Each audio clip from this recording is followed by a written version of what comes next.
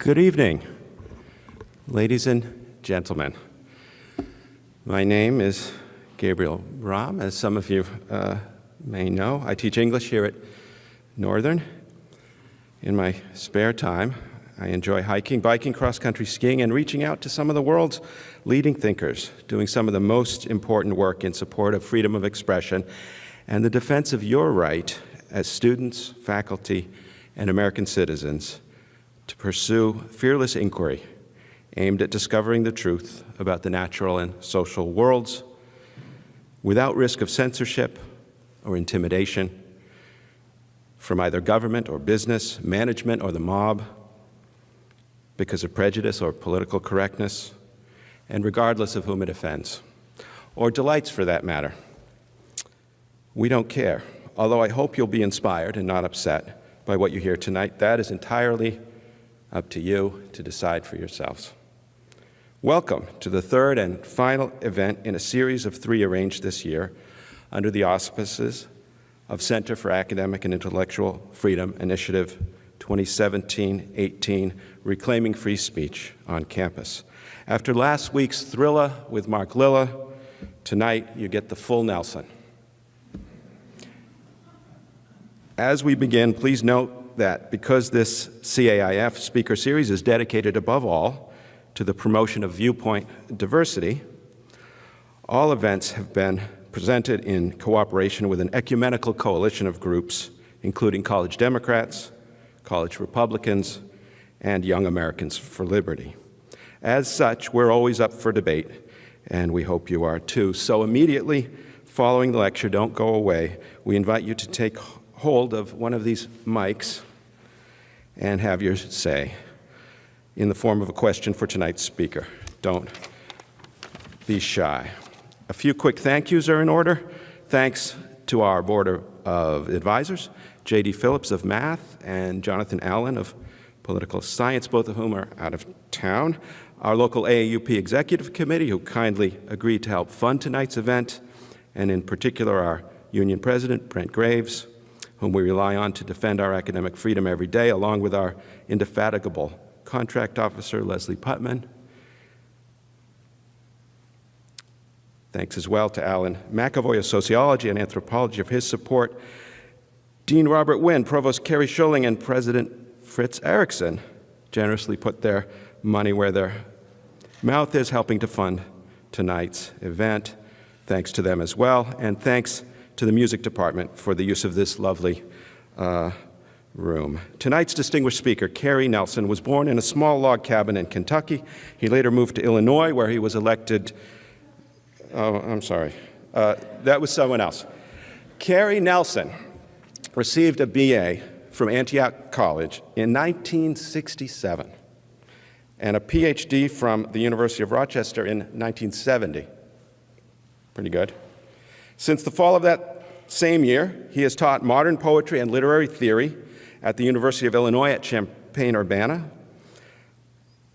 I knew there was something about Illinois in this here. He's Jubilee Professor of Liberal Arts there, and Liberal Arts and Sciences, and Professor of English Emeritus. He's also an affiliate professor at the University of Haifa in Israel. Nelson has always been a doer and a risk-taker. So wrote a reviewer for The Nation magazine in 1967. He must have been thinking of a career that has so far encompassed a major project to redefine Marxism and a continuing effort to open up and democratize the canon of American poetry. Moreover, few commentators are neutral about Nelson's impact on higher education. Hailed as a samurai professor, defending academia's most exploited employees, he has also been attacked by conservatives as a proud betrayer of his discipline. Furious at an NEH project funded before he came on board, William Bennett dismissed our speaker tonight as trendy. But reviewers later labeled the project epic-making. One man's trendy is another man's trend, I suppose. His more than 30 authored or edited books say something about the extraordinary range of his abilities, not to mention his energy. I won't list them all since there isn't time. May you live and succeed so much that someday there isn't time to list all of your books. They include The Incarnate Word, Literature as Verbal Space, Marxism and the Interpretation of Culture, Cultural Studies, a field that he was instrumental in founding, Higher Education Under Fire, Politics, Economics, and the Crisis of the Humanities. That was from 1994, so we need to remember there has always been a crisis of the humanities, and there always will be, perhaps. Will Work for Food, Academic Labor in Crisis. Again, that was from 1997. These crises continue. Revolutionary Memory, Recovering Poetry of the American Left, Office Hours, Activism, and Change in the Academy. No University is an Island, Saving Academic Freedom, The Case Against Academic Boycotts of Israel, and his latest book, published in 2016, which I recommend to you very highly, Dreams Deferred, A Concise Guide to the Israeli-Palestinian Conflict and the Movement to Boycott Israel. There are some complimentary copies of that last book available on a table near the entrance if you haven't already got one. He is, in addition, the author of over 300 essays, including a number published in such fine journals as Academe, The Chronicle of Higher Education, and Inside Higher Education. His op-eds have appeared in the New York Times, the Washington Post, the Wall Street Journal, the Jerusalem Post, and elsewhere. He himself has appeared on television, radio, and podcast in both the U.S. and Israel. Not only that, there's even more. Professor Nelson took office as the 49th National President of the American Association of University Professors in June 2006, was reelected in 2008, and again in 2010. Both in those years and since, he has been active in opposing all academic boycotts anywhere and everywhere. He has also written widely in support of a peaceful two-state solution to the Israeli-Palestinian conflict and in opposition to the BDS movement as an obstacle to peace in the Middle East. And I would just emphasize that his work promoting the possibility of a two-state solution against all of the challenges that this aspiration faces is really very important work. To my mind, all of this makes Carrie Nelson a much-needed voice of reason, moderation, and sanity in an insane world of polarizing extremes. There's even a book about his amazing work and career with essays by 20 contributors, the volume titled Carrie Nelson and the Struggle for the University, Poetry, Politics, and the Profession, was published by SUNY Press in 2009.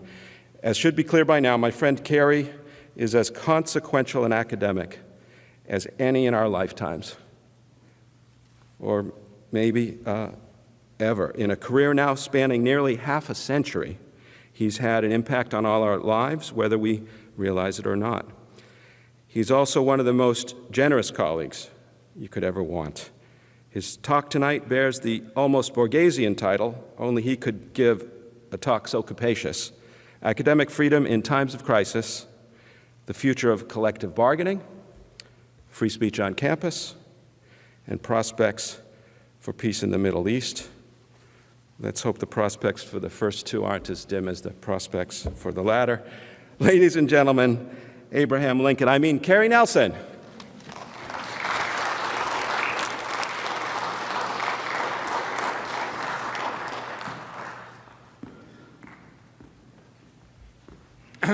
Thanks so very much, Gabe. I think he had to reach back to the log cabin days because most Illinois politicians ended up in prison, so they don't make very apt analogy. I think several of our most recent governors are spending their time there these days. Thanks to everyone who helped make this trip possible, and I guess to the brief moment of balmy weather in which it was possible to rush into the area. I suppose that one way of thinking about what I'm doing tonight is to see whether I can possibly make any sense of the mixed topics that are in my title, and you're certainly free to decide that I can't, but I'm going to make the effort.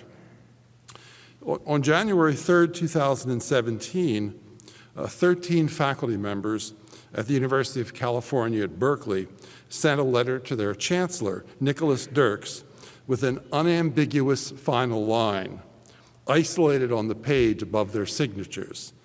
They gave it a special note.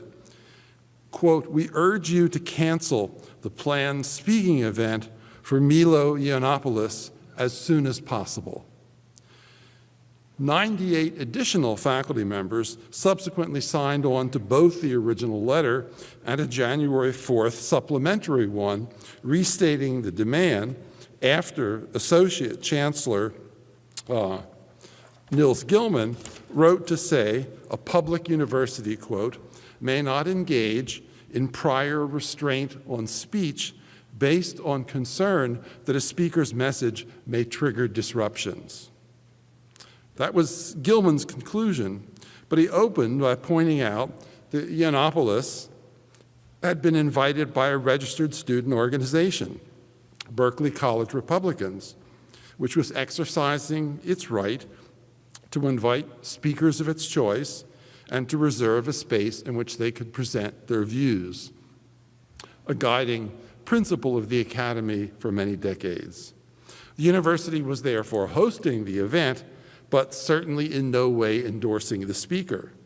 Neither, as Gilman properly declared, was the university willing to block or censor the event. The First Amendment prohibits the university from censoring those events or banning speakers based on the viewpoints that might be expressed. There is no general exception, he added, no general First Amendment exception for hate speech or for speech that is viewed to be discriminatory. If someone invites such a speaker and that speaker appears at the invitation of a campus group, they can say things you despise. You don't have to show up, but they should be given the opportunity to speak. Gilman's arguments were both clear and definitive, but they did not dissuade more than 100 Berkeley faculty members from reiterating their call for the talk to be canceled. Gilman made his case, and they said, we don't care. Cancel the talk. A number of the faculty members who signed are scholars with national reputations well beyond their areas of specializations. News reports at the time highlighted literary theorist Judith Butler among them. And I suspect all were well aware of the issues Gilman raised. I don't think they were surprised by anything that he said. Indeed, they could be guaranteed to make Gilman's very arguments themselves in defense of a speaker whose politics they endorsed. If some other group said cancel a speaker that they supported, they would offer the same arguments that Gilman did, but only in support of someone whose politics they approved of. Of course, that's the fatal distinction. Politics in this case trumped principle. Politics trumped principle. Some free speech rights were more equal than others. And a fundamental component of academic freedom, that an invited speaker is guaranteed a hearing, was discarded in favor of a political litmus test. You have to go back quite far to find a comparable group of distinguished faculty demanding that a speaker be canceled before that speaker appears.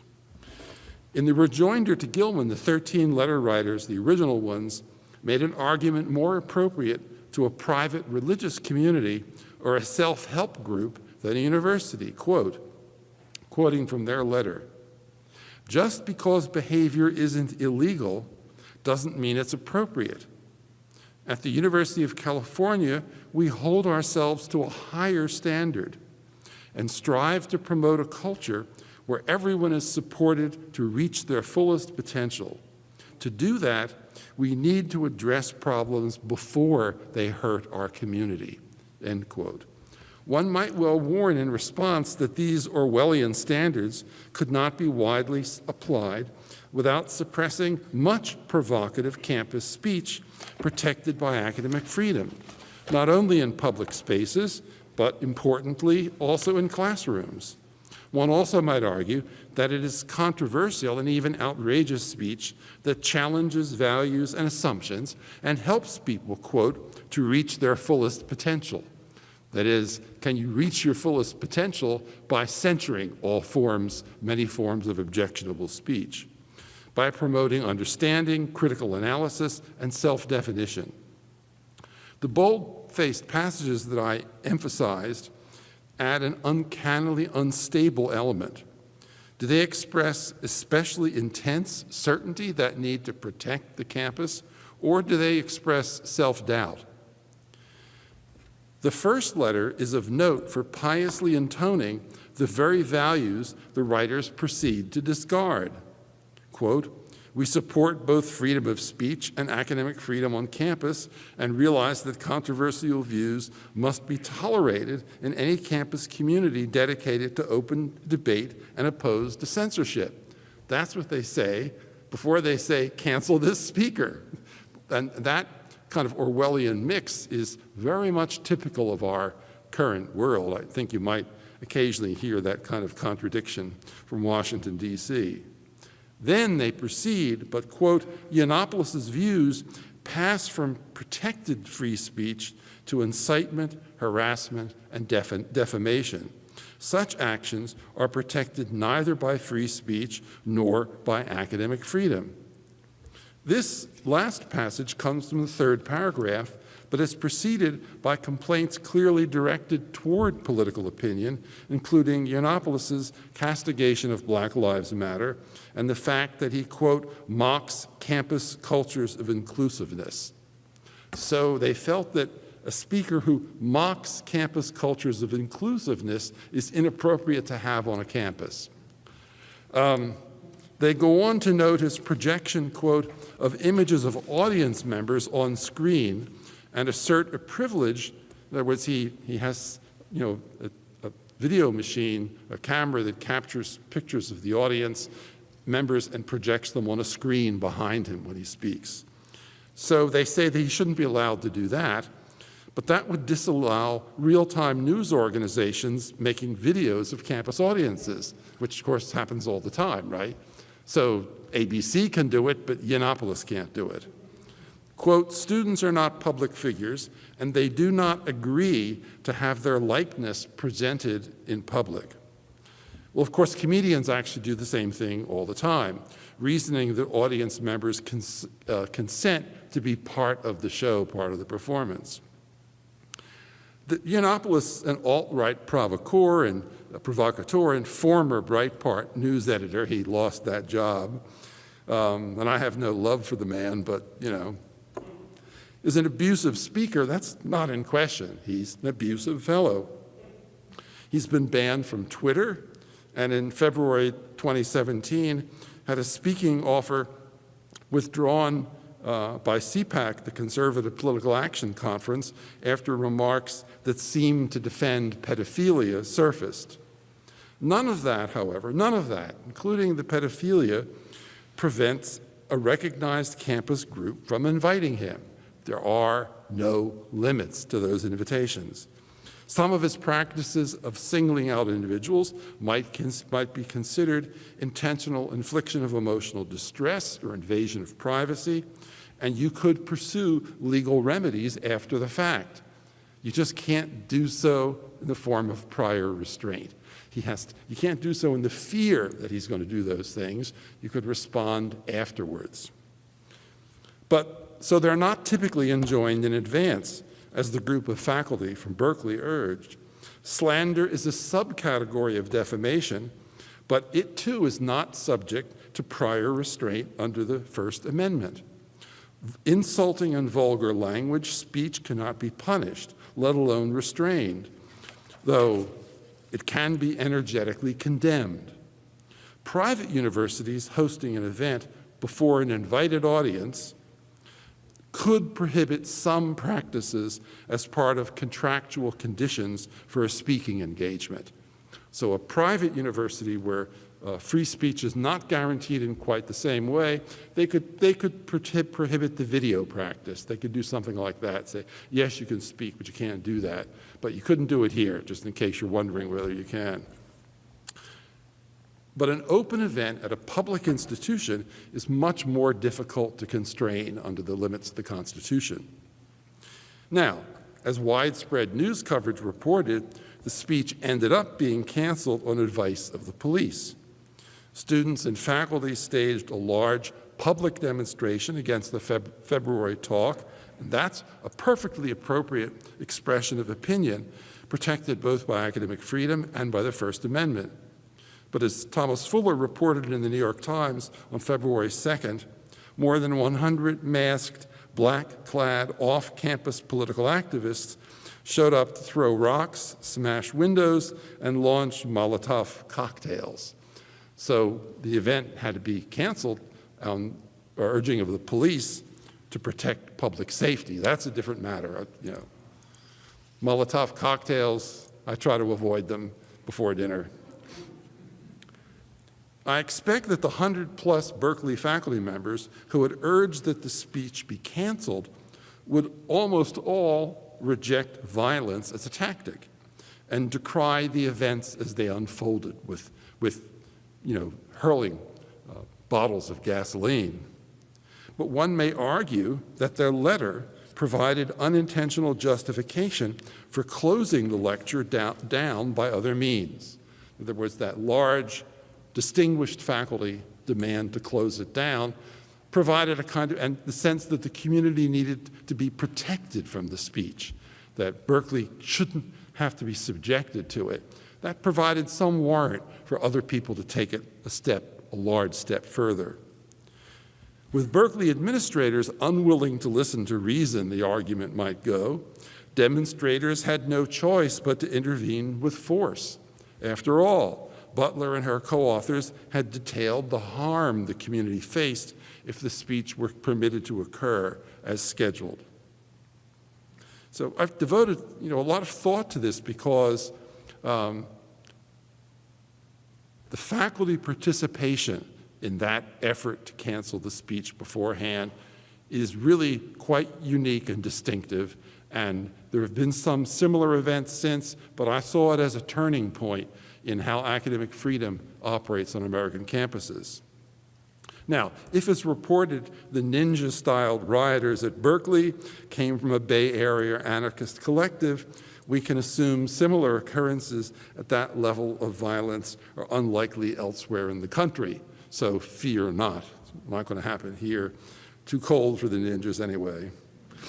The same prediction doesn't apply to the protest letter Berkeley faculty wrote. That letter represents the leading edge of a national and international campus trend.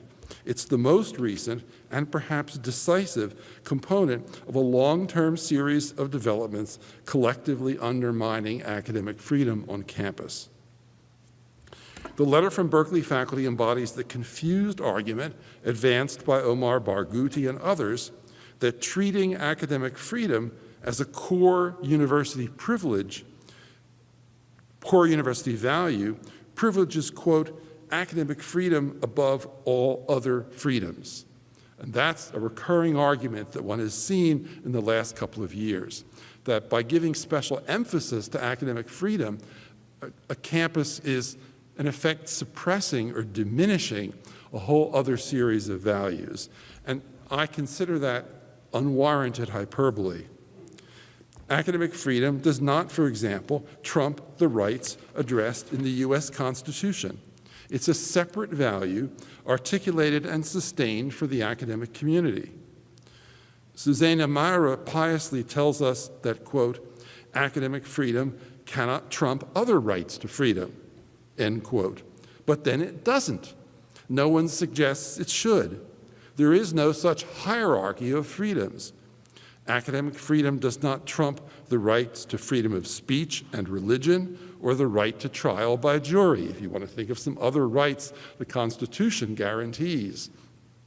It's not superior to all of those other rights that citizens have. A violation of academic freedom does not take precedence over rape, murder, theft, or other civil crimes where conviction entails imprisonment. On campus, the other rights the AAUP enumerates, like the rights to due process, have the same status as academic freedom. So your right to due process as a faculty member or a student or a staff member when you're accused of something is not a right subservient to academic freedom. It's a right on the same plane as academic freedom. They are not subservient rights. Increasingly, faculty members are decrying academic freedom because it diminishes other rights, and that has nothing to do with the way it should operate. The implication of recent assaults on academic freedom is that academic freedom has actually corrupted the campus by trivializing the other moral and legal values that govern social life, by trying to convince students and faculty that academic freedom is a destructive force. This political tactic undermines the principles that have guided higher education for over a century. And that really is a high cost for all of us to pay. I still remember a few years ago an editorial in the Harvard Crimson written by a student saying that it's time academic freedom be set aside. It's time we realize that it is not a premier value. And at the time I thought, what an extraordinary thing to say. And I thought the student was really isolated in those views, but in the last couple of years, that's no longer the case. It's a commonplace. Overt faculty contempt for academic freedom is a very recent and potentially hugely destructive development. For most of my career, it's been administrators and trustees who undermined academic freedom. You know, they were the enemies of academic freedom. Every union drive that I helped organize over 30 years, in fact, when I did union organizing, we were always opposed to the administration's efforts to undermine academic freedom. Now faculty themselves are amongst the enemies of academic freedom, an extraordinary development that I just could not have predicted a decade ago. The disavowal of dialogue that is often a consequence, moreover, is increasingly facilitated by a related contempt for civility. Civility is not, as its critics contend, a value to be imposed on all historical and cultural contexts. Civility is not to be expected in all places on earth and in all circumstances amongst all people. It's a standard with special relevance to the campus, designed to help the free exchange of views and evidence. Civility does not entail respect for ideas. The AEP has said that over and over again. You are not required to respect ideas, but rather to display civility toward their advocates. I have often enough expressed contempt, repulsion, rejection for ideas, so I'm glad I'm not requiring me to be civil about the things people say, but I try to be civil in engaging with the people. But even so, that's a campus value. When, 100 years ago, American troops entered Native American villages to slaughter them, there was no requirement that Native Americans respond with civility. It's not a universal requirement for all human encounters. It's a value promoted in this educational environment. And to treat it as though it's something we're trying to impose on all oppressed peoples of the world is fallacious and really immensely misleading. To demand that a population subjected to severe discrimination or worse observe a civility requirement in its interactions is absurd. But it is fantastical, and this is important, for student or faculty groups in the US to see themselves that way. that is, to identify with oppressed populations and say, therefore, that they should have no expectation of civility on campus. This is not a concentration camp. It's not what it is. Nevertheless, some faculty members encourage the identity-based illusion of victimhood. By linking academic freedom with a misleading claim about civility, it then becomes easier to demonize and reject them both. Part of what we are seeing is the overlap or intersection of long-running and apparently unrelated trends in higher education. The first of these trends, over 40 years in duration, is the gradual and seemingly inexorable adjunctification of the professoriate. In 1975, roughly 2/3 of American faculty were eligible for tenure. Now the percentage has dropped to about 25%, with fully 3/4 employed either part-time or on short-term, full-time contingent contracts not eligible for tenure. That trend is at work in Canada and Mexico as well, where such faculty respectively are called sessional or precarious, and increasingly people in the US adopt the precarious designation as well, because it suggests something basic about the lives that many of them have to lead. Because such faculty members are hired at will, they're subject to summary dismissal with or without cause, depending on their contracts or, more important, to what amounts effectively to dismissal, the simple non-renewal of their unemployment. They just don't get a new contract the following year. As every such faculty members know, they either have limited academic freedom or none at all. The necessary link between security and academic freedom, which was basic to the principles when they were outlined by the AAUP in 1915, I was deeply involved in that document. While tenure remains the ruling principle for faculty hired at elite institutions, it no longer operates as a nationwide principle at the majority of US colleges and universities.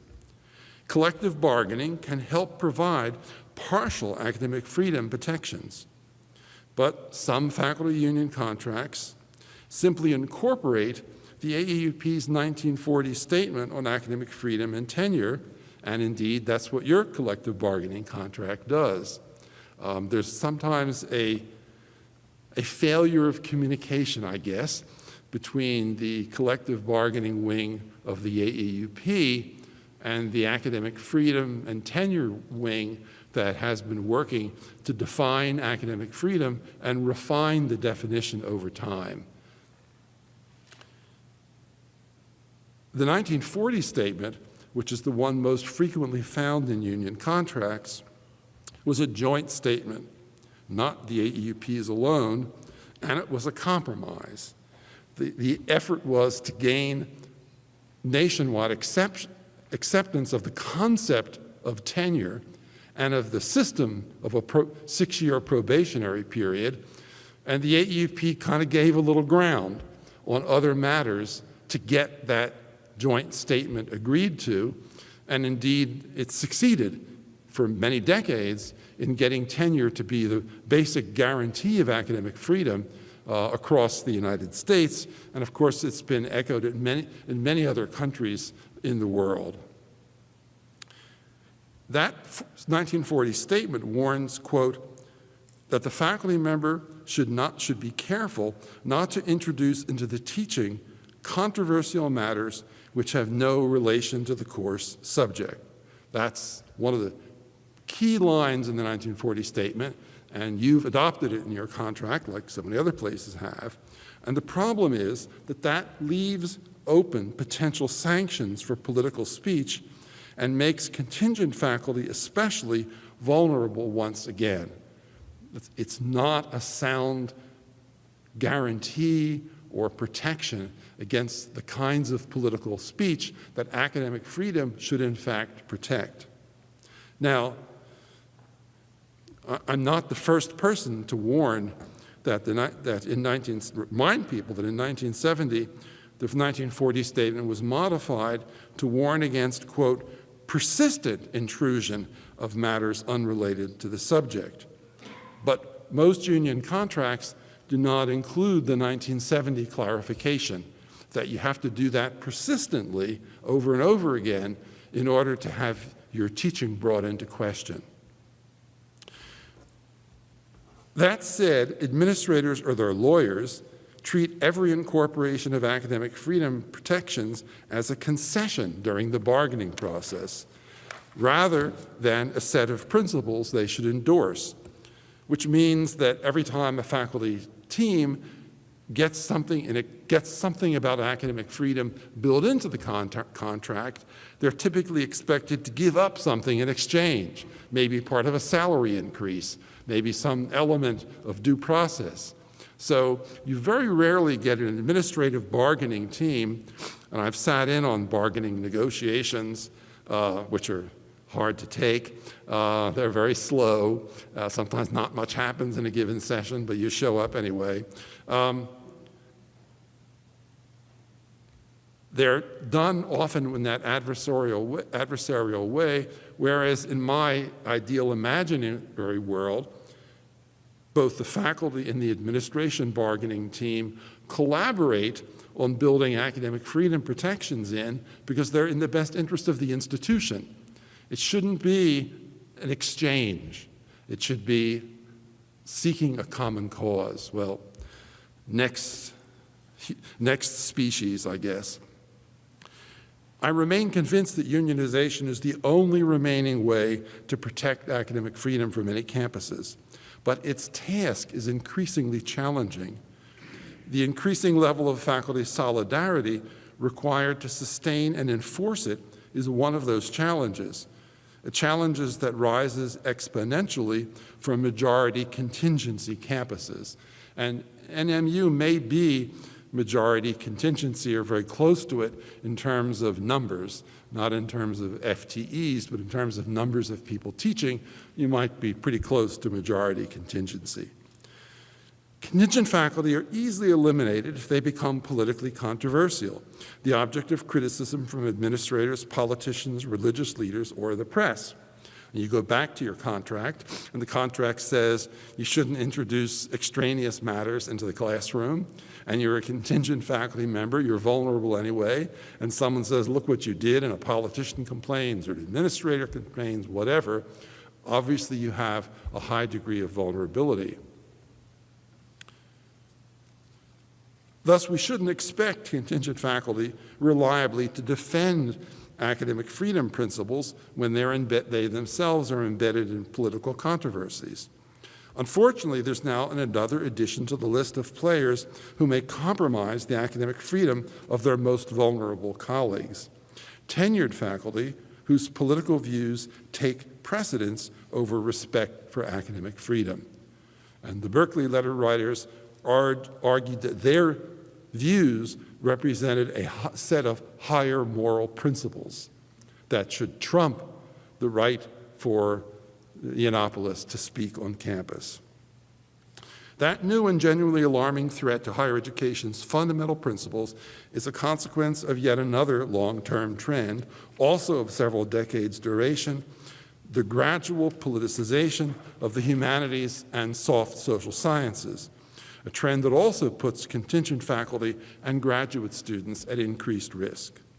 And that trend is dramatically on display in the Berkeley letter, though some of the faculty signers are also from other disciplines. What's of special note in the Berkeley effort to cancel a properly scheduled speech is that it did not occur on the expected political terrain.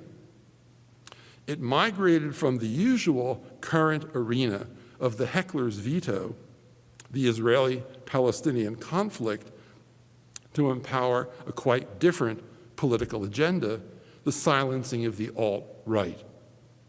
So if one looks at the last decade of attempts to cancel speeches or successful efforts to interrupt them and prevent them from happening, there has recently been a kind of migration from the place where it first occurred over the Israeli-Palestinian conflict and now to broader political events on campus.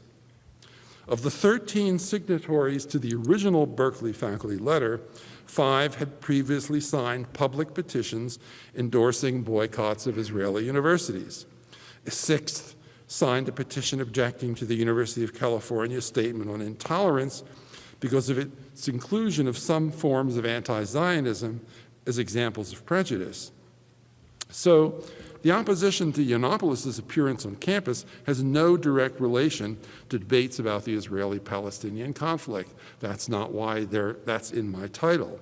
But those debates have given faculty opposed to the Jewish state a more general warrant to shut down events sponsored by those they perceive as their political opponents. So I think it has spread from a particular hot-button political issue to the campus more broadly. Since 2014, boycott, divestment, and sanction movement supporters, both within and outside the academy, have been repeatedly exposed to the idea that dialogue with political opponents is politically and ethically misguided and unprincipled. It is to be resisted. You don't have a conversation or a dialogue with political opponents because that normalizes their political positions. It treats their political positions as acceptable within the sphere of public discourse. So far as I know, the Berkeley events were the first time recently that the impulse to opposed campus speakers has triggered a major incident quite separate from the Israeli-Palestinian conflict. But I expected the impulse to spread, and it has over and over again in the last year. On March 3rd, 2017, hundreds of students at Middlebury College joined forces to shut down the conservative writer Charles Murray and prevent him from offering his invited lecture, largely because of lingering anger at his widely criticized 1994 book, The Bell Curve, which promoted the claim that there are inherent race-based differences in intelligence. An objectionable book, in my view, but he's invited. After he was moved to a secret location where he was interviewed live stream as an alternative, students saw his car attempting to leave campus and surrounded it, jumping and pounding on it, blocking its progress. And in this case, it was hundreds of Middlebury alumni who had signed a letter declaring there were no free speech issues at stake in blocking Murray's lecture.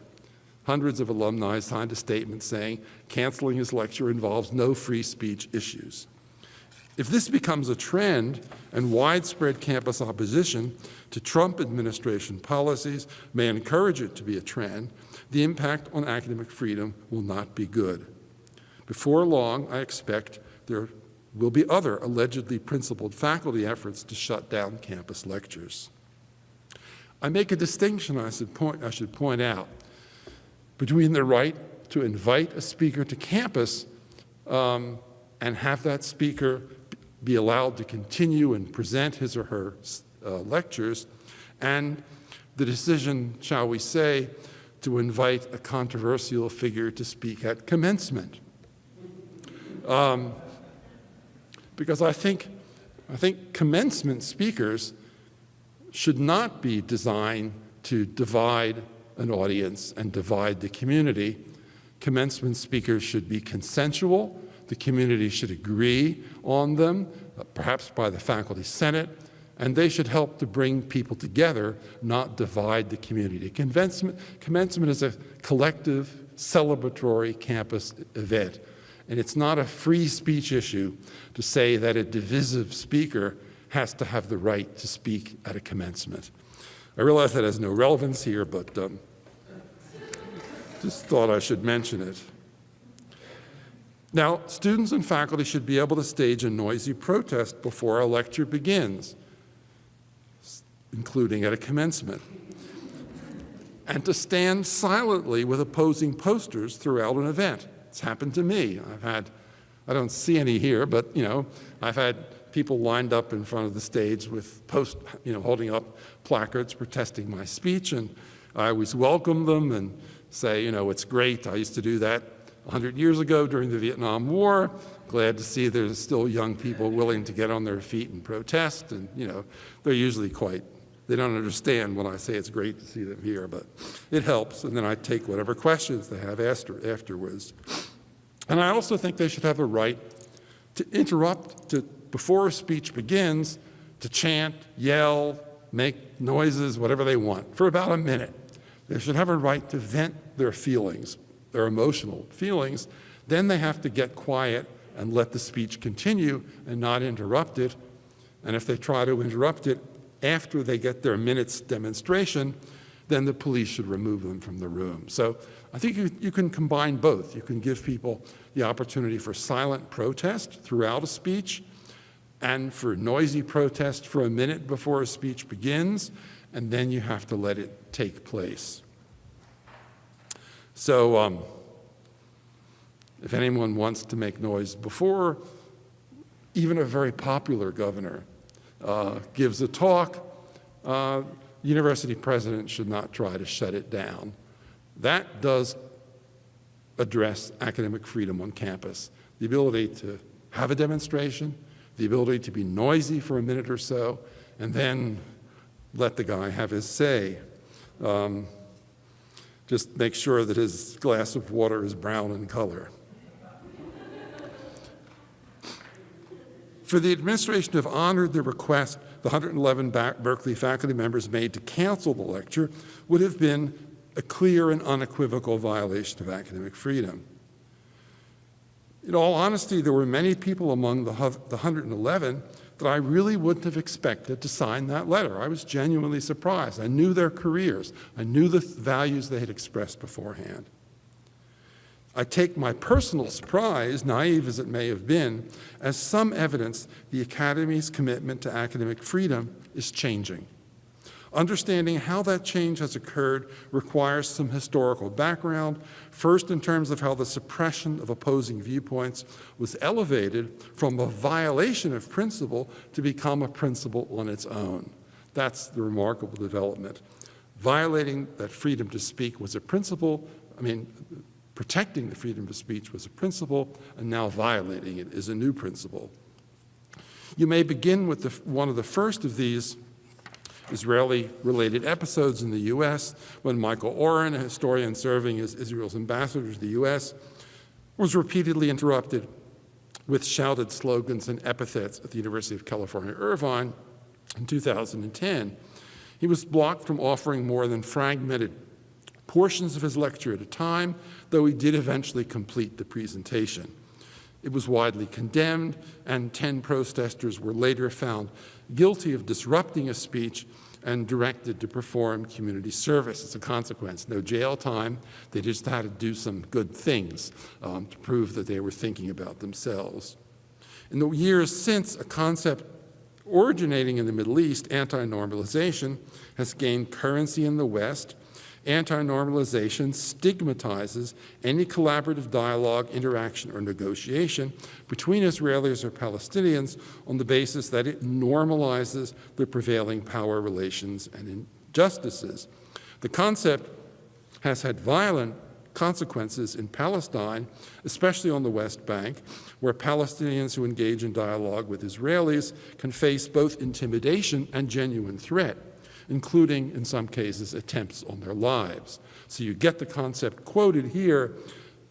Across the ocean, its consequences are much more serious. After the BDS movement began to actively promote anti-normalization in July 2014, this tactic gave theoretical warrant in the U.S. to the impulse to set aside academic freedom in favor of goals seen as morally and politically superior. As a consequence, efforts to silence Israel's supporters on campus gained a sense of moral urgency and ethical superiority. It's a basis for some faculty and students to reason that targeting Israeli speakers for silencing does not constitute a general assault on the principles of free speech that underlie both liberal democracy and academic freedom. It serves as an intellectual justification for separating the Israeli-Palestinian conflict from all other political issues. In Palestine, as I said, it can lead to threat and assault. In the U.S., instead, it stigmatizes efforts at campus dialogue between pro-Israeli and pro-Palestinian constituencies, a dialogue that I happen to believe in. Events soon proliferated. In October 2015, former Israeli Supreme Court Chief Justice Aharon Barak noted for his support for Palestinian rights and his sympathetic handling of Palestinian appeals to the court. This is the Chief Justice whose tenure in Israel is marked as the tenure of a Chief Justice when the court recognized Palestinian rights in a way that pissed off a lot of people on the Israeli right. So despite who he was, he had his own UC Irvine talk interrupted and curtailed. The following month, the world-renowned Israeli philosopher, Moshe Habertal, an authority on Maimonides, co-author of the Israeli Army Code of Ethics, and New York University faculty member, had a University of Minnesota lecture disrupted. In February 2016, Israeli Arab Bassem Eid, a radio analyst and human rights activist, was relentlessly heckled by BDS activists at the University of Chicago. In April, they blocked Jerusalem Mayor Nir Barkat from speaking at San Francisco State University. In retrospect, it seems fanciful at best to have supposed that a special justification for setting aside academic freedom in one political context would not encourage setting it aside in others. That is, if you thought it would just stay nicely cordoned off here and not spread, I think if any of us who thought that, maybe I was one, were being naive.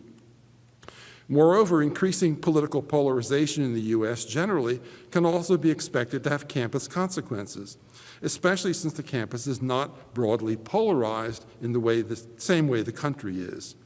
Opposition to the hard Republican right largely unifies the campus, and rejection of right-wing spokespersons' political positions will therefore garner wide consensus because it's almost a consensus view on campus. That, in turn, will give credibility to a significant minority that actually wants to see hard right speakers barred from campus. And, I haven't listed them all. There have been quite a few since then. Whether that minority expands on various campuses partly depends on political developments in the country as a whole. But proactive support of principles of academic freedom is now clearly a priority.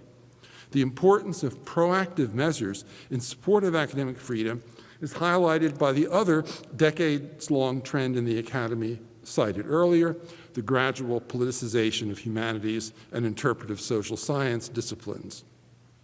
A series of intellectual and social movements that began outside the university led their constituencies within the academy to coalesce in new research and teaching initiatives beginning in the 60s and 70s.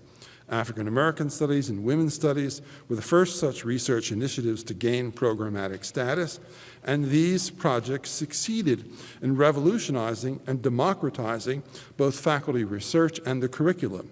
Gradual growth in other areas, including Native American studies, followed. The foundational role that social and political activism played in these new academic areas, however, made them vulnerable to alliances with other political movements and to far less fully examined political commitments people would make outside their areas of academic expertise. At the same time, other departments and their academic associations, most notably American Studies and Middle East Studies, but also smaller identity and ethnicity-based disciplines, some of which began as broad tent enterprises, became narrow tent ones, quite willing to take political stands that would alienate many members. The largest humanities and soft social science disciplines, anthropology, English, and history, developed noisy constituencies for political activism that on occasion could create coercive standards for political correctness within particular departments or transformative movements in national disciplinary associations. The roots of all of this go back decades. I don't think they're yet fully understood. They have often evolved, moreover, in partly discipline-specific ways.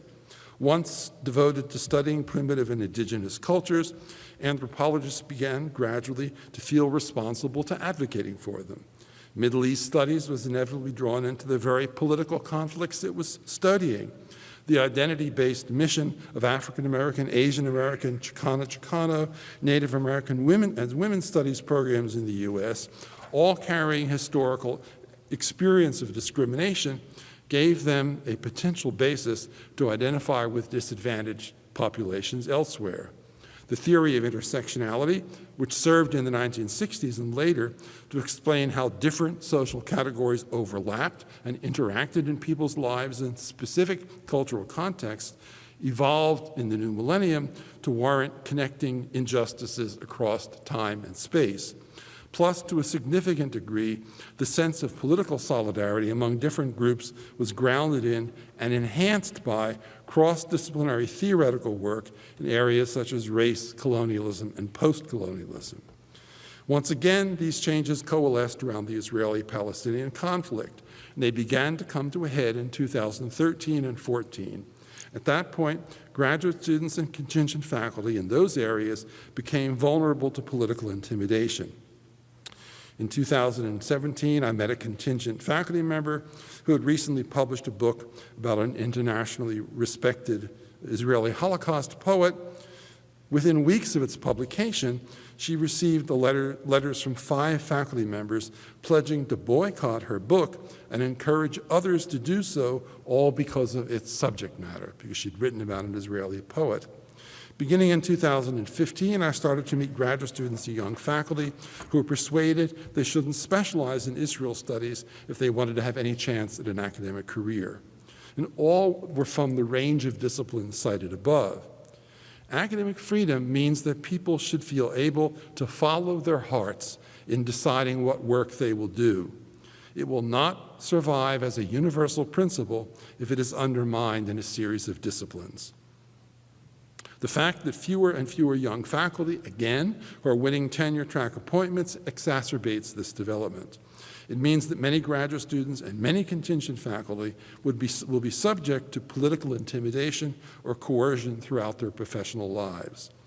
While it is good that the hard sciences and professional schools have shown none of these tendencies, that offers little in the way of reassurance about the role the humanities and the soft social sciences can play either in academia or in the culture as a whole. Willingness to fund politically corrupted disciplines that cross the line from political advocacy to indoctrination, will inevitably decrease. They will pay a price. And the influence that such disciplines can have on public policy and debate will suffer as well. Can this problem be addressed? Only if administrators are willing to make certain that a sufficient degree of political balance and range of political views obtains in the curriculum as a whole. And I want to make very clear that I'm not advocating insisting on political balance in any given course. What I'm saying is that that across the curriculum as a whole, different intellectual and political options should be available to students so the diverse curriculum as a whole obtains on campus. So long as faculty members welcome student expression of dissenting views, they cannot be prevented from teaching on the basis of politically biased syllabi. You have a right to teach with political bias. The public doesn't understand that, but academic freedom gives you that right. And individual departments cannot be mandated to mount a politically balanced curriculum. It can't be done that way. But administrators can give other departments hiring opportunities that would make for more campus diversity. If political science doesn't want to offer this kind of point of view, then the dean or the president says, we'd like to see that point of view. Someone wants to hire someone good who can teach from that vantage point, we'll fund it. Then at least the campus as a whole can be defended from public antagonism. The other lesson that can be learned from this story is that it is not a good idea to wait until Milo Yiannopoulos is scheduled to speak on your campus to educate students and faculty about the nature of academic freedom and to honor it. That was kind of a pretty vulnerable teaching moment with Molotov cocktails flying through the air. I don't think Judith Butler and the other signatories to the Berkeley letters were right to admit they were wrong after they had initiated a campus-wide campaign. So the Berkeley events have been described as a teachable moment, but I think that claim has very limited validity. Most of the teaching needed to take place long beforehand. People needed to have those values instilled before they confronted that challenge. Understanding academic freedom is not incorporated into faculty DNA. it has to be learned. Some faculty members do not understand that academic freedom does not give them the right to refuse to teach the courses they are assigned. I hear that all the time. I don't have to teach that, I have academic freedom. It does not give them the right to belittle students for their beliefs. But in the current campus climate, it is much harder to get some humanities faculty members to understand that academic freedom, on occasions like inviting speakers, should trump their political passions, not the other way around. Half a century ago, when the head of the American Nazi Party spoke at Antioch, my undergraduate college, I learned that there is educational value to experiencing monsters in the flesh. At least if they have natural constituencies. I wouldn't invite a monster as a commencement speaker, but otherwise I think there's a value to kind of seeing them speak as persons on campus. You learn from that. When George Lincoln Rockwell, head of the American Nazi Party, lost control and began angrily cursing the audience of 600 who silently declined to ask him any questions, they learned more about anti-Semitism than anything they might have read about it. They saw it operating in the flesh, and it wasn't pretty. Does Yiannopoulos fit into the same category? One thing at least is certain about both speakers. Only one was prevented from speaking. Neither, however, had any potential to rally students and faculty behind them, either at Antioch or at Berkeley. Yiannopoulos was not going to win over the Berkeley community to his views, just as George Lincoln Rockwell certainly didn't win over Antioch students in 1964. So I think that eliminates any claim to urgency behind the faculty project of suppressing academic freedom in the service of a more self-gratifying agenda. And that, at least by now, makes the Berkeley incident a teachable moment for the rest of us. Thank you.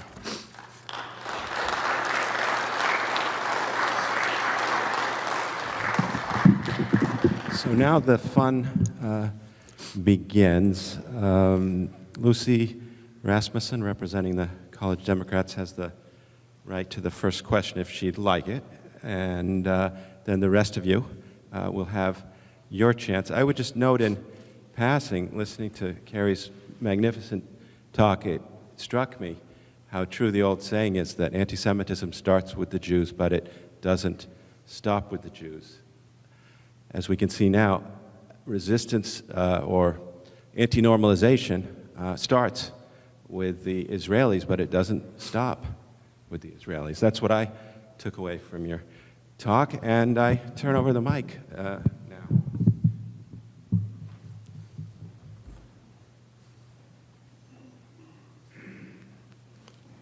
Hi. Hi. My name is Lucy. I'm from the College Democrats. I'm just wondering if your views would be the same if the First Amendment was not what it is, if there were some sort of aspect of the First Amendment that curtailed free speech in some way. I like to think, I mean, it's hard to live in a hypothetical world where the first 10 amendments to the Constitution never happened. But I think the principle of academic freedom should still have applied. That is, you can go back to the history of European universities and find instances where there's an argument that the campus should be a place where controversial and opposing views should be heard. By no means was that principle always honored, and some heretics faced, pretty bad fate, expressing views that simply so deeply offended religious and political authorities that their lives were put in danger. But I think what happens in the U.S. is that academic and freedom and the First Amendment sort of cross-fertilize one another. That is, they help sustain one another. Even the Supreme Court has never defined academic freedom or formally supported it. The best we've got is a footnote to a Supreme Court opinion by Justice Souter, in which he says that academic freedom is a special value the country should honor and should be accepted from some restrictions, other restrictions on speech. We've kind of given up at the moment trying to get an academic freedom case before the Supreme Court and get them to link it to the First Amendment in a specific way and grant it a kind of special status. We're a little nervous, about doing that right now. And God only knows after the next Supreme Court appointment, we might, want to erase Washington off our maps completely. But I think despite the lack of a clear legal connection between the two, they help one another out. And would I still support that value if there had been no First Amendment? I hope so. But, that's an alternative universe. I don't know for certain. Thank you. Who's next? Thank you. I just was wondering if you would have any thoughts on how we can try to change the culture going forward so that academic freedom gets more respected again?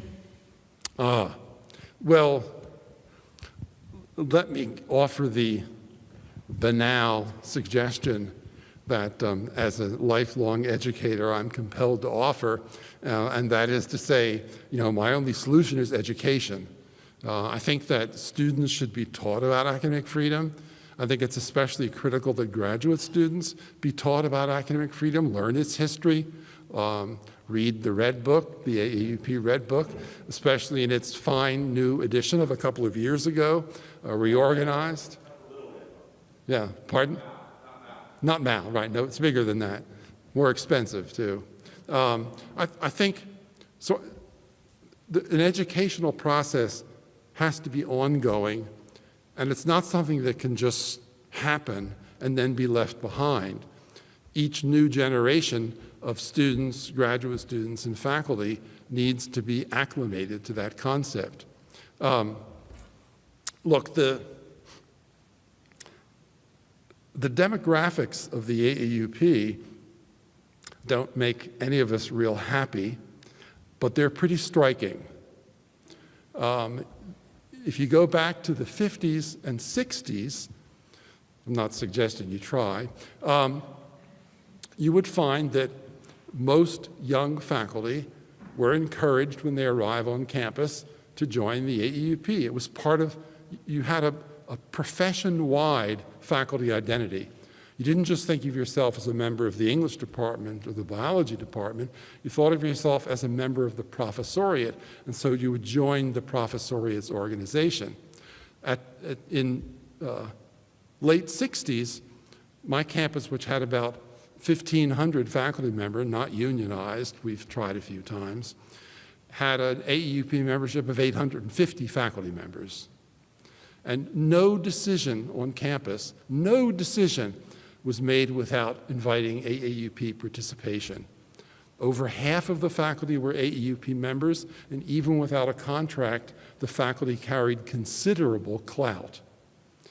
The campus now has 2,500 faculty members and about 80 AAUP members, or 10% of the membership that it used to have with a much smaller faculty. And that speaks to the professionalization of the faculty in a disciplinary and careerist way that separates them from the unifying values of solidarity and the principles that once held the faculty together. And the only way to reverse that trend, I think, is by education. We have tried to reverse it by membership drives. And that can work, if you visit every faculty member repeatedly and talk to him or her personally, you will increase AAUP membership. I've tried it, walking office to office. It's a little time consuming. And with 2,500 faculty, I kind of gave up. I and half a dozen other people who were doing it just decided it wasn't possible. There was no time left for anything else in our lives. So I think the educational process has to start much earlier with educating students, graduate students, so that they know these values before they arrive on a campus. And I don't see any other way of doing it, but it's going to get, as they say, it's going to get worse before it gets better. I've been making predictions about the academy for half a century, and I like to say that I have never made an accurate prediction, never once in that period of time, because things have always gotten more worse than I thought they would. I would say this is a trend, we're in trouble, and then a few years later I say, oy, it's worse than I thought it would be. So I've never been accurate. So I count myself, I assume I'm not accurate now, right?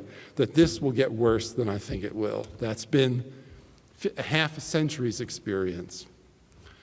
So we go with education. I mean, anything else that will work, mass hypnosis, Cambodian re-education camps, I don't know.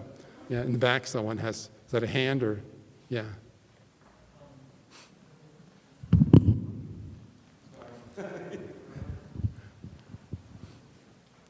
It's going to be a bit long and complicated. I'm sorry. The premise really is civility going away? You talked about, is civility going away? Going away? Going away for the current generation that we're educating. You're bringing up the Milo situation, which was in many ways unfortunate, but not widely publicized was last year at Michigan State. Richard Spencer was invited. They dumped him on the outskirts of campus at a pavilion in the Ag campus. He didn't show up. Matt Heimbach of Charlottesville fame did show up, along with a lot of neo-Nazis, and then who also showed up was 3 times as many Antifa members, and they just beat the crap out of each other. There was no discourse, there was no talking, they just literally fought with some state police sort of halfway intervening.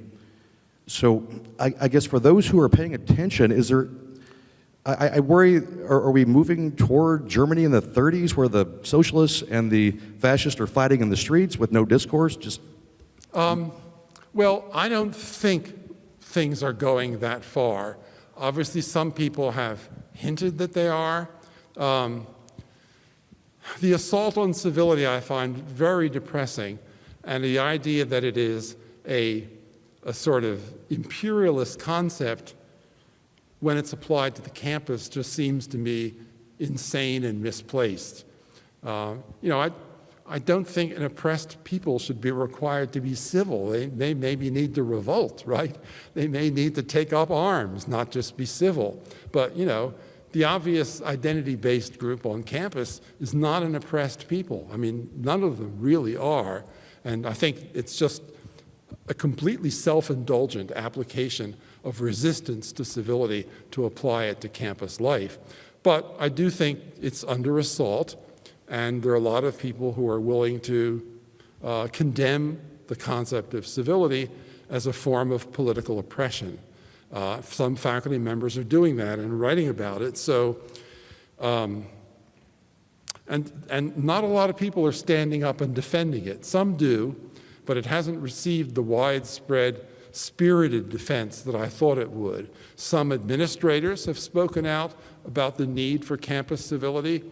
Others prefer to keep their heads down. I think most administrators prefer to keep their heads down on most matters, so that's perhaps not surprising.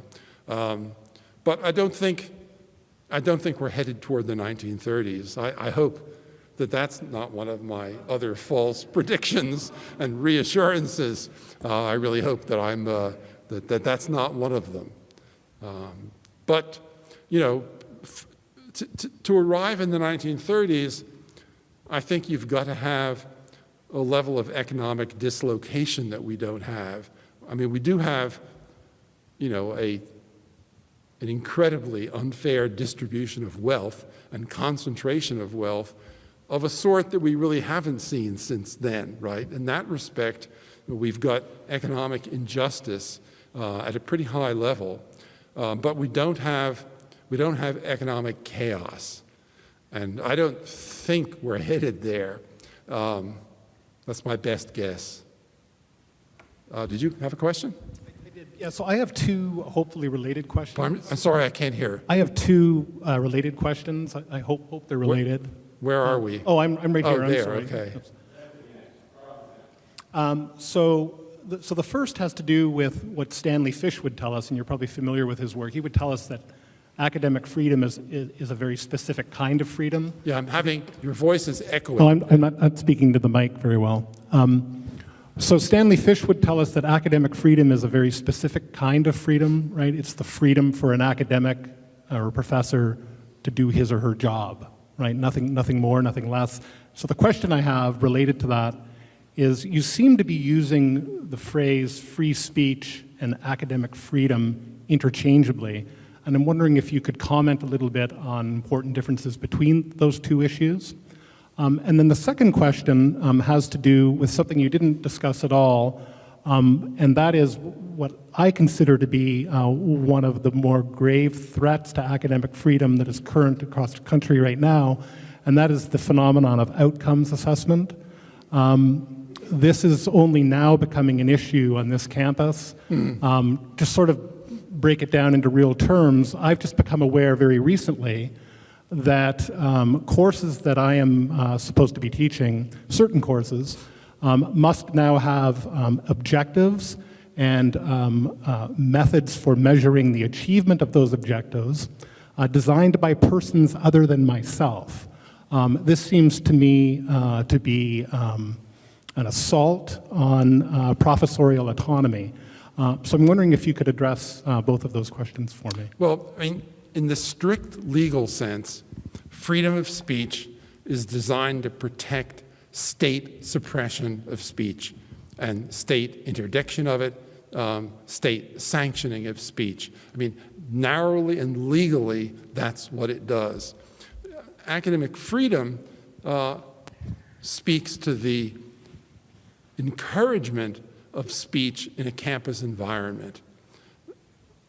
It's not about legal protections, and it's not about state violence or state intimidation or state reprisals, any of those things.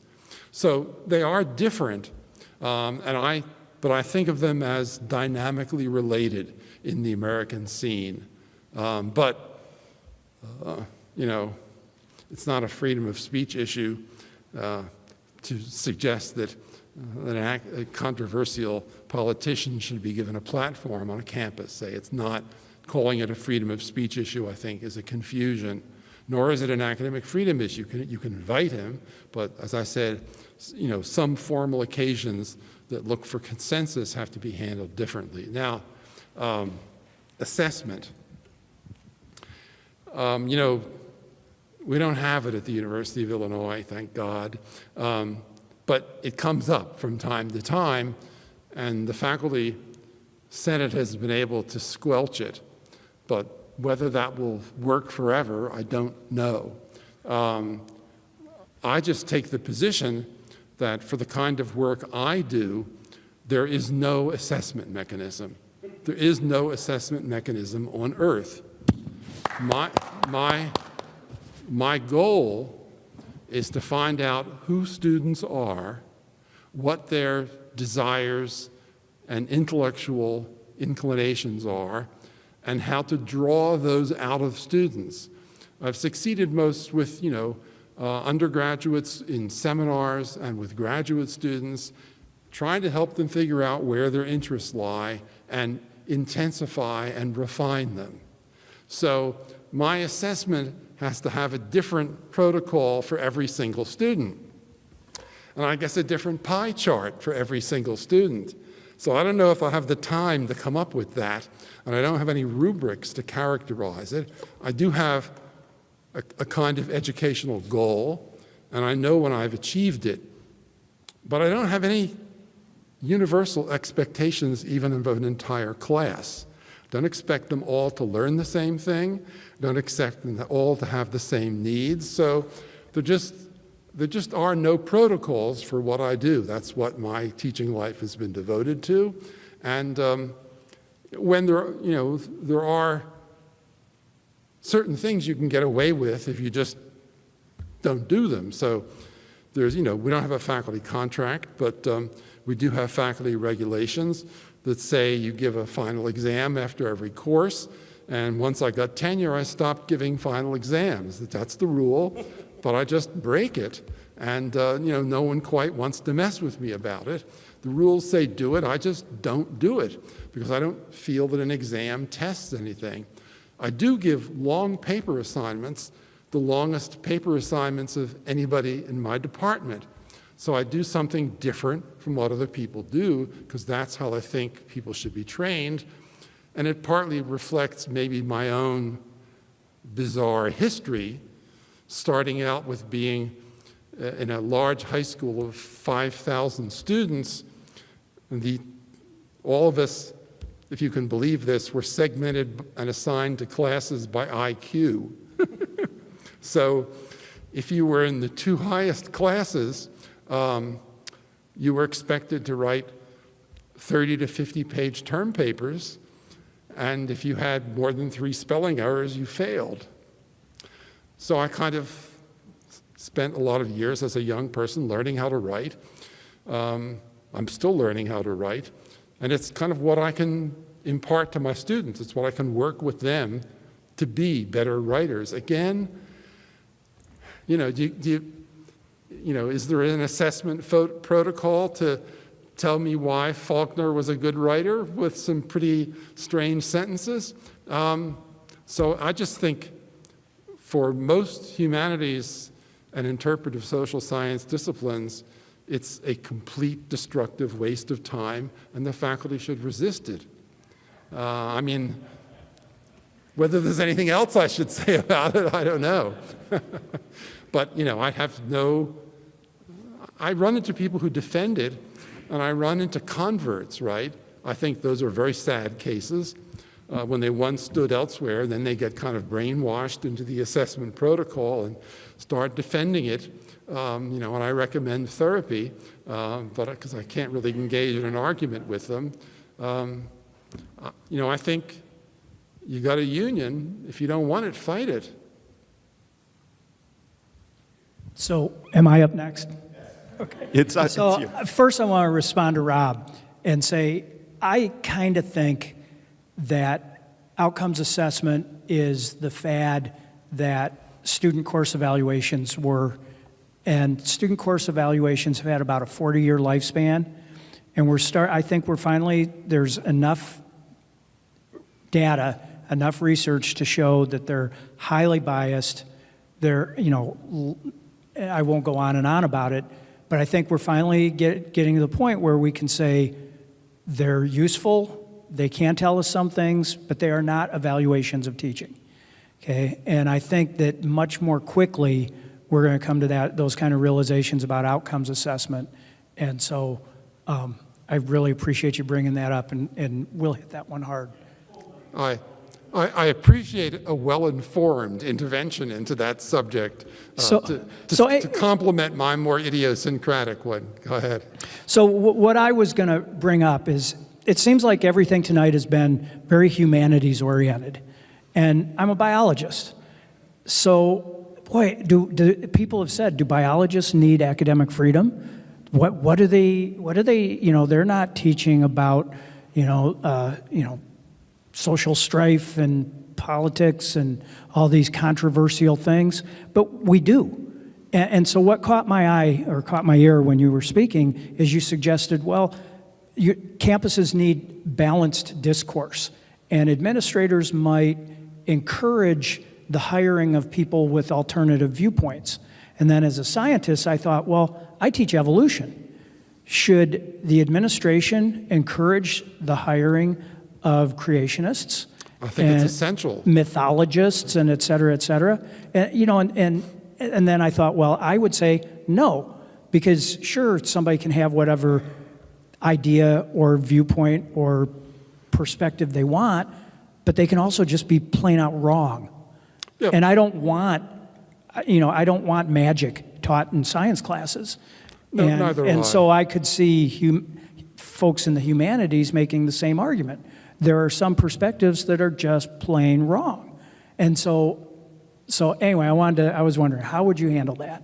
Well, I think when there is a very strong consensus in an academic discipline about what counts as true given our state of knowledge, that consensus has to prevail.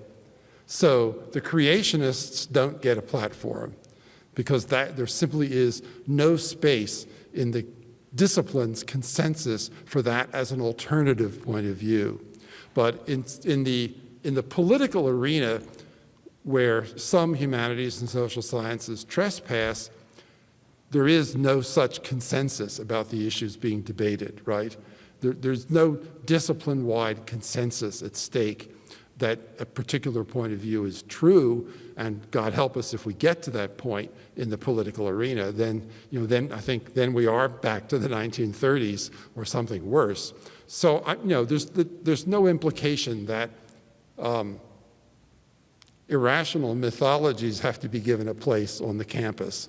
Although obviously there are legislators around the country who feel either they should be given a place on the campus or certainly in high school and elementary education. There are politicians that push precisely that. All case law suggests that the state has a proprietary interest in K-12 education. It's quite different from case law over higher education. So if the legislature in Kentucky, state that was brought up in error by Gabe earlier on, decides that creationism deserves a place, they actually have the right to push it unless you can get a Supreme Court to overrule them, because of how case law strongly applies to K-12. And I've given talks to K-12 faculty where they ask about how much academic freedom they have, and I say not much.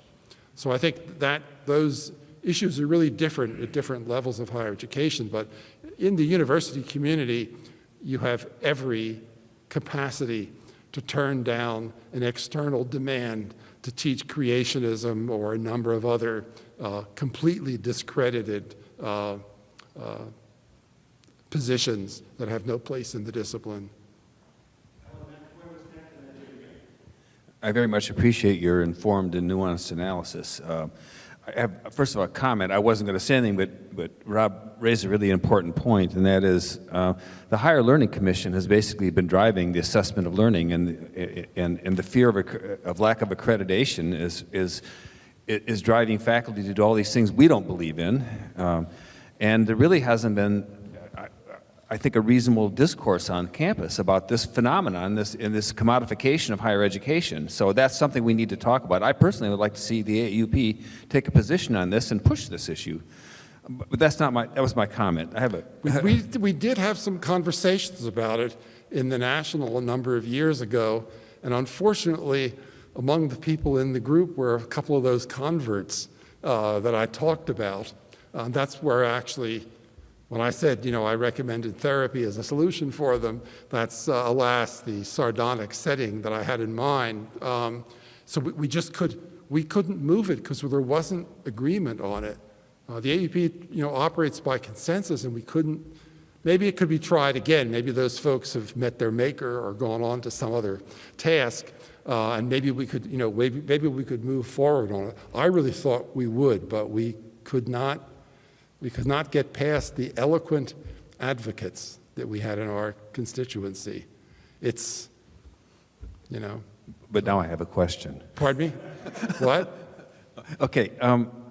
I too am concerned about the decline of civility in public discourse, and you touched upon issues of civility and academic freedom. I'm particularly concerned about the problem of collegiality in departments and non-collegial colleagues and bullies and people who are really nasty and non-cooperative. And I'm curious, what do you see as the role of collegiality in assessment for tenure and promotion? The AUP has generally been opposed to this as somehow a violation of academic freedom. I'm not sure that that's the correct position to take. So I'd like to hear your thinking on that. Well, the AUP's position, which we have attempted to make that a nuanced position, which may be a little bit of, it may be a little bit tricky, and that is that collegiality should not be an independent category in assessing. However, there's no question that collegiality enters into a whole series of other things that are evaluated. Can you mentor students? Can you advise students? Are people willing to serve with you on faculty committees? I mean, there's just a whole series of things that could affect a tenure decision where collegiality plays a role, but it's not elevated to a separate category. In extreme cases, we do get, on my own campus, we do get cases of people who are tenured and something happens to them where they cease to be even marginally collegial and they become impossible in a departmental environment. They just fight all the time, and there's a formal procedure to identify them and move them to what we call an isolation office. That's the term we use. And I experienced this somewhat uncomfortably myself some years ago when I was in something called the Unit for Criticism and Interpretive Theory, a program that I started, and we had this wonderful space of 5 offices off a central space that was our common space together. And we arrived one day to workmen hammering together 4 walls within our common space with no ceiling, just kind of 4 walls and a door. And it turned out that the administration had decided to take that chunk of our common space and use it as an isolation office for someone who had to be moved out of their department. This individual had the habit, which was enhanced somewhat by the lack of a ceiling, right? Just 4 walls, right? Because you could see over the top. She would play Rush Limbaugh on a radio whenever she was in there at an incredibly high volume that made it impossible to think or talk in the rest of the office. So I'd been in favor of the occasional use of an isolation office until one sort of arrived in my bedroom, in effect, when I thought it should be handled a little differently. But we do that when someone is just beyond working and yet has tenure and a right to stay in the institution. So it also means they can't enter the building, which is whatever building houses their home department. It's an extreme solution, but sometimes it has to happen. Now, you can also get departments. Years ago, I was one of the outside reviewing committees for the literature program at UC San Diego. I think there were 3 of us on the outside evaluating committee in the English department, actually the literature department, not the English department. And we would walk down the hall, and people would fling open their doors and curse volubly at one another, and then slam their office doors. So that department worked out its department meetings by always having a psychologist present. And faculty members were not permitted to address one another in the meeting. They would have to address the psychologist, and the psychologist would say, I think what Sally is trying to say is, or I think what Robert is trying to say is, and despite the incredible antagonism of their interpersonal behavior in the hallways, they were able to get through their department meetings that way. Basically, the whole department had reached complete interpersonal chaos and incivility. And I consider that particular visit one of the great academic experiences of my life, which I would not have had a chance to witness if they hadn't brought me in as an evaluator. We made a series of suggestions, exactly none of which were followed, and so it was, but I did get the experience. So things can get pretty bad in terms of collegiality. I mean, I can't imagine that department at UC San Diego was the only one in the world, or in probably even the only one in California that had reached that level of just absolute chaos and antagonism. But I love the, at least the psychologist was getting some income from it, right? She had to be there whenever they had a meeting. So I think collegiality is a value to be encouraged. It can't be mandated, but there's also a self-isolation process that goes on where, no one will serve on a committee with that person. I mean, they sort of get contained often by the normal process that either includes them or excludes them from the department processes. The meeting where everyone's supposed to come, that's the problem space, right? And now, for the people assigned isolation offices, they don't get to go to department meetings, right? That's actually, a decision is reached that they are prohibited from going to a department meeting. And that has to be a collective decision. There has to be some time and care put in. To do anything like that with a union contract would require a whole series of regulations and due process procedures built in before you could possibly get away with it. But if you want some extreme solutions, I've given you two: the resident psychologist and the isolation office. And how does one go about requesting an isolation office for themselves? Jim Green is next. Very good. That has to be in the union contract as well, I think. I'm going to return to a point that Brent raised about minority views or unpopular views or unscientific views. Take the case of evolution. What do you do if large parts of the culture believe in things that the discipline says have no standing whatsoever? One way to do it is to hope that by teaching more biology, eventually this other view will go away. Mm-hmm. But I remember at Purdue University at one time, in the biology department, in the intro classes, they had a section on creationism as a way of doing it. In one class, they taught creationism. In the other class, they didn't. They taught a traditional biology class. And they surveyed the students before and after in terms of what their views were.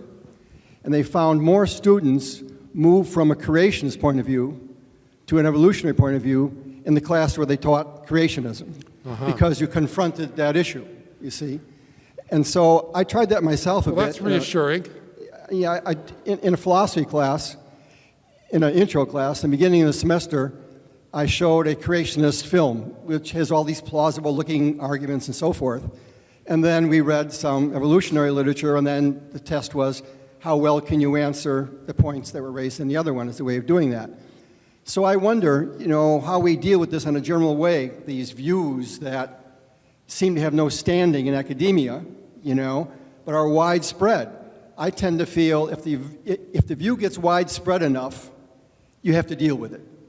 You have to give it space in your intellectual endeavors. But maybe you disagree with that. Other point. I would just say that really is a personal decision. Mm-hmm. It's much harder to make that a departmental decision that has to give space to politically popular, irrational viewpoints. I did meet someone a few years ago who just generally believed that that Adam and Eve had small plant-eating dinosaurs as pets, right? I just didn't really know what to say. Except, do you know of a good restaurant in the area? So I think you can make an individual decision. Let's say you're a climate scientist and you want to expose your students to the arguments that, that climate change is not a reality, and you want to give students the evidence that that is the case, that it's been scientifically debunked by a very broad consensus. I see that as your decision, that you want that kind of education about those debates, even if one side of the debate is invalid scientifically, space in your classroom. I just wouldn't mandate that you have to do that. I don't think you can. I think academic freedom means I can't tell you you have to cover the debate that way in your classroom. I'm not suggesting it be mandated. I'm suggesting a strategy that people might employ. Let me have one other point. I think it's a perfectly good strategy if you want to do it. Yeah. I'd have a little more trouble with the department trying to impose it on its faculty generally, because I don't think they can do that. I have one other point about learning objectives. When they present it, it seems hard to disagree with. What they say is this: what are you trying to do, and how do you know you've done it? Now, they say, aren't those reasonable questions? And it seems to me, I'm tempted to say yes. And they say, well, then, write down what you're trying to do, and how you know when you're going to do it. Now, that seems plausible, but in the end, you get these charts and things like that. I don't know how you slide from a sensible-looking question to a criteria that we don't like. Well, if I took my criteria of students realizing what their interests are and pursuing them with enough passion and skill to be able to write persuasively about them, okay, that's a goal. I can describe it. I can identify which students have gotten there and which students haven't. But it's a highly individual goal, and so I just don't know that it's really subject to assessment in the same way. But yeah, I can talk about my goals to that degree. We have You know time. when it's been achieved. Pardon me? And you know when it's been achieved. Right. Well, if the topics are obscure enough, you're safe. We have time for one more question. Yes, hello. I was wondering if you could comment a little bit further on what one of the questioners brought up, the decay of civility, but most specifically as it applies towards unions. As I'm pretty sure Where very is few of my us hear person? of. I can't. So I can't imagine that it would be a strange concept to many people here that unions are comprised of people, quite often of competing viewpoints and ideas, and that these unions have to go against administrators who, it's no mystery that for the most part, an administrator There's is... just too much echo from people in the back for me to hear. Why don't you More come to the down- mic like this? Why don't you come down here a bit, and I think there's a better chance I can hear you. I'll just go up front.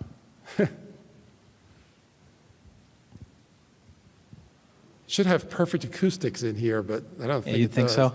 Yeah. But as far as the decay of civility, most predominantly is in unions and in their interactions. How do you see perhaps the future of unions going on, not only currently foil against the rise of the right-to-work states and the decay of unions in general, something that I'm pretty familiar with. I spent many years working in Detroit around the UAW. And with this rising decay in civility and the rise in political polarization and the refusal of many to, at any point, even just have a simple dialogue, with many of these faculty having these opposing opinions and gradually becoming unable to even sit across a table from one another, where do you see the fate of not only unions, but in the interest of the unions, which would be the protection of the academics and their salaries and their rights and their freedoms and their ability to do what they need to do, not only what they want to do? Yeah, good. Well, I mean, obviously, we're kind of holding our breath to see what the Supreme Court does with agency fee.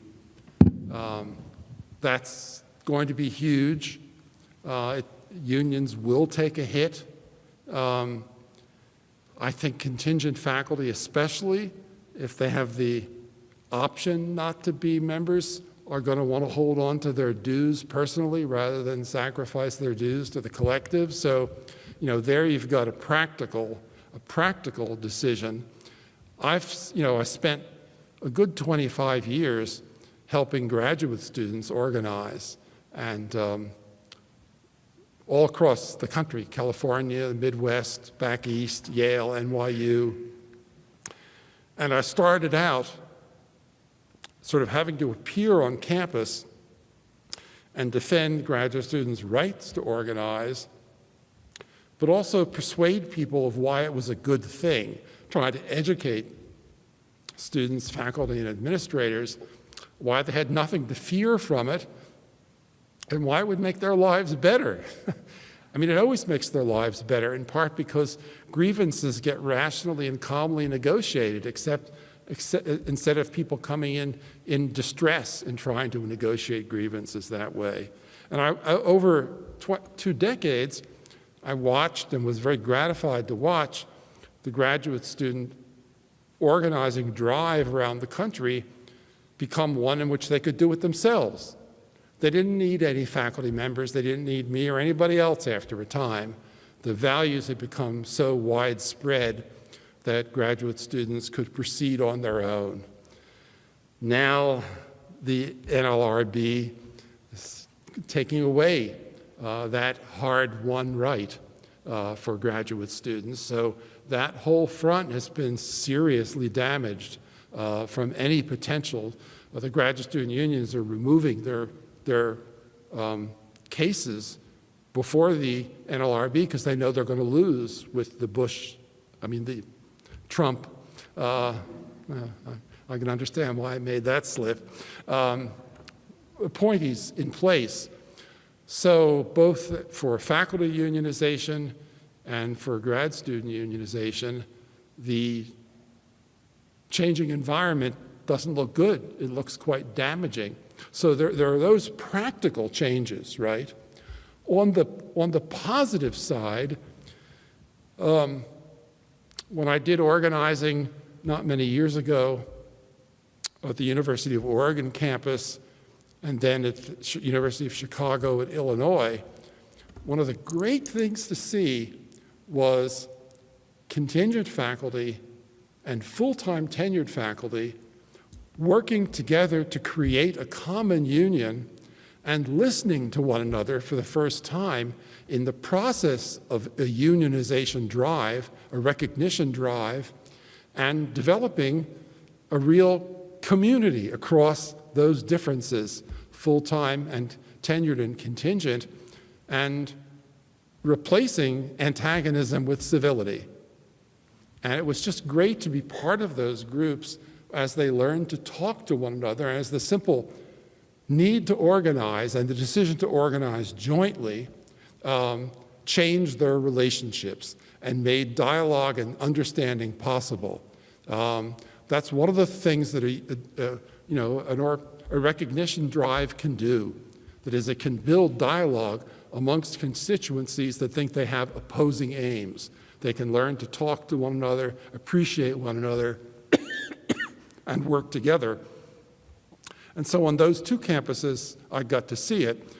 I made many visits to the California Faculty Association, and by the time I was out there, they had learned all of that. I mean, they had taken a totally broken antagonistic system in which contingent faculty felt they were the enemies of tenured faculty, and the tenured faculty had contempt for the contingent faculty. They had a union, but it was a union split. And the leadership of the union finally decided, we're just going to deal with this. We're going to change our culture completely.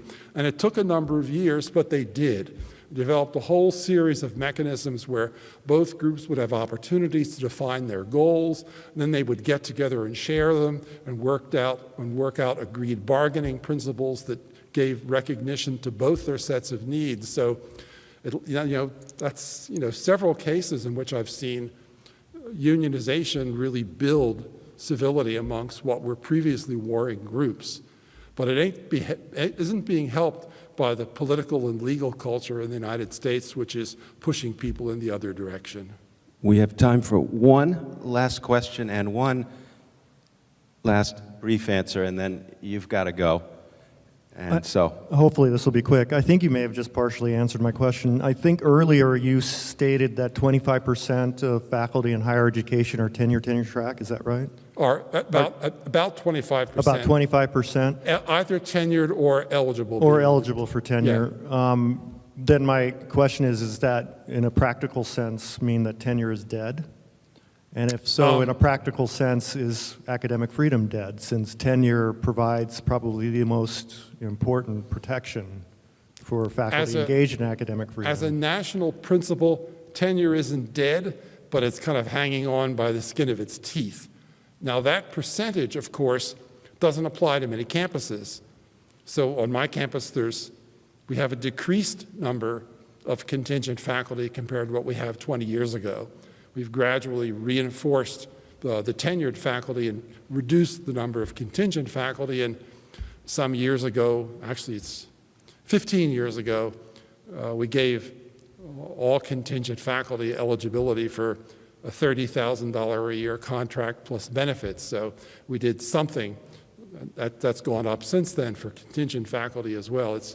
Champaign-Urbana is a little cheaper to live in than New York City, so it is, I mean, you could sort of get by on that. You're not going to buy yourself an expensive car, but sort of get by. So there's both a national statistic and a local statistic that really varies. Obviously, most community colleges are 100% contingent, right? And so they help create the national average and in some ways misrepresent, say, what the average is at R1 institutions. There are differences by group, differences by campus, and so forth. I don't see tenure going away on the campuses that have a strong majority of tenured faculty. Academic freedom is at risk on any campus where a contingency reaches a certain percentage. And I do not know what that percentage is. I don't know for certain what the tipping point is when academic freedom is in jeopardy. That's a campus-by-campus reality as well. Now, nationally, do I think academic freedom is at risk for a number of reasons? Well, that's what this paper was about, so it's too late in the evening for me to change my mind and say no. So, I do think it is at risk from really quite a number of interacting factors. We'll just have to see. You have to do the work to keep it alive. We'll have more free speech speakers for you next year, so keep in touch. Thank you so much for being here tonight, and please join me in thanking Carrie Nelson.